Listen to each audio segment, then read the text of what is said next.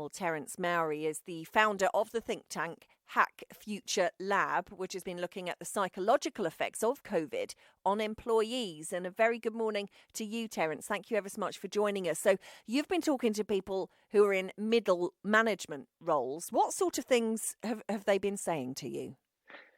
Good morning, Leslie. Great to be on the show. Well, look, it's a ticking time bomb, and we need to address the elephant in the room. My research has shown that because of workplace survivor syndrome, that's the guilt factor when other people are laid off.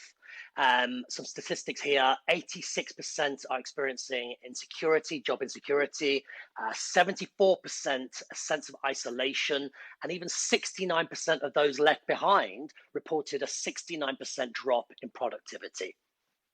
Wow. I mean, it's staggering, isn't it? And it's funny. I was speaking to somebody from LinkedIn the other day, and she was saying how actually the stigma around redundancy has changed. But has it? Do you think it has? Do you know what? I used to have a boss called the Shadow. That was his nickname. You know, you'd be working away and you'd feel this cold shiver down your spine, and then this deep breathing. And then he'd be there, the shadow. And look, most redundancies, I think, are still done pretty badly. I've come across, it's been done by voicemail, text, even automated bots.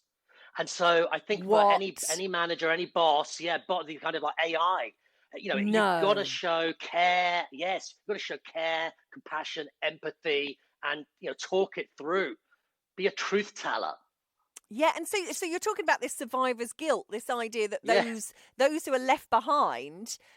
So effectively, it's those who have lost their jobs and those that haven't. So in a way, everybody's affected. Everybody's impacted. It's this kind of psychological, physical, emotional sense of loss. And it happens in car accidents, but you can feel this sense of guilt that you've survived a redundancy or a layoff. And look, over the next year, we're going to probably jump to around 2.6 million people unemployed, record levels of unemployment. Half the planet, in fact, has jobs at risk right now, 1.6 billion people. So this is something that needs to be addressed and be front and center. But how do you even go about approaching something like that? I don't think it's easy, but I start with what I call the 3 T's. So it's about having a reputation as a truth teller, being transparent, and building trust. And trust is this kind of confident relationship and the unknown. And I think, we're suffering from truth decay right now. So build a reputation as being somebody who's a person of trust, and talk about it. Talk about knowables, talk about unknowables. And do you think people are more resilient than we sort of give ourselves credit for sometimes? I think so. I came across a word in Finland called sisu. It means Viking spirit, resilience, bounce back. And we certainly need that more than ever. But I think sometimes we can grow stronger and bounce back from adversity. It's actually called anti-fragility. We get stronger from the shock.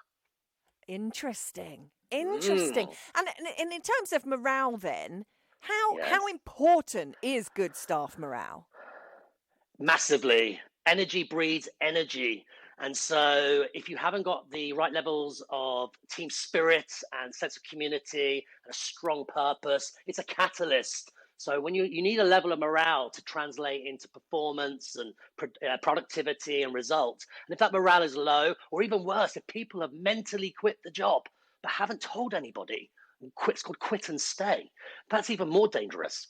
God, I can imagine. And what sort of impact then does it have on the businesses when morale is low? Presumably it's in their interest as well to keep it high. Oh, gosh, absolutely.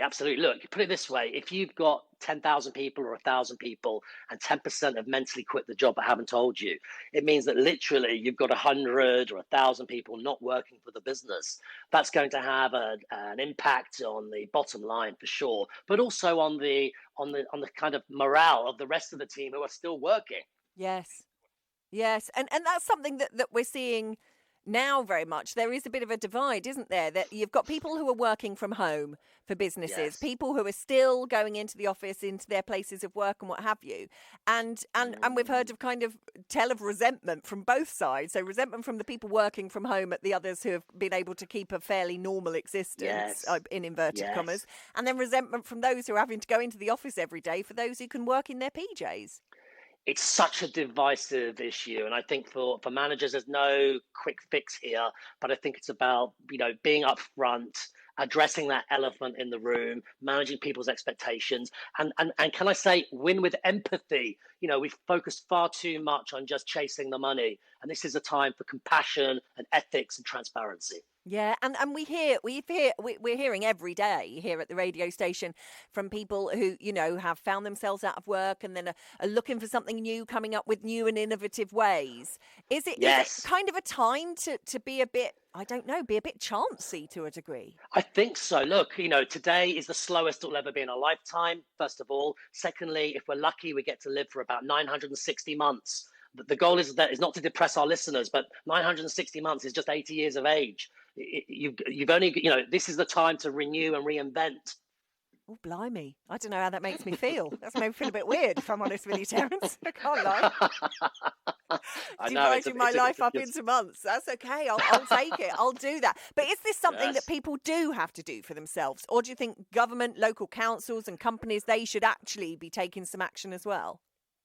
I think it's a dual approach. I think government, local councils, policymakers can provide, for example, training grants, reinvention grants, provide that eco space for people to really thrive. But then you've got to take the initiative yourself as well, activate your purpose, your why, your source code for meaning. I interviewed a 100-year-old lady recently who'd reinvented herself. She decided to go to university at the age of 83. When she graduated, she was twice as old as the professor. Amazing. So, be a learner, not a knower. Oh, I love that. I love that so much, Terence. It's been such a pleasure talking to you. Before you go, though, I've got one very important question to ask you. Tell me. Christmas starts here on the radio station tomorrow. And as I'm first up, 6 a.m. in the morning, I've got the very heavy responsibility of playing the first Christmas track of the year. What should it be, Terence? Eye of the Tiger. Let's do it. That very well-known festive Christmas track, The Eye of the Tiger. You like that? Only dead fish go with the flow is my motto at the moment. Terence, it has been a pleasure. Thank you. Terence Mowry there, founder of the think tank Hack Future Lab. I mean, I need that printed on a T-shirt. Only dead fish go with the flow.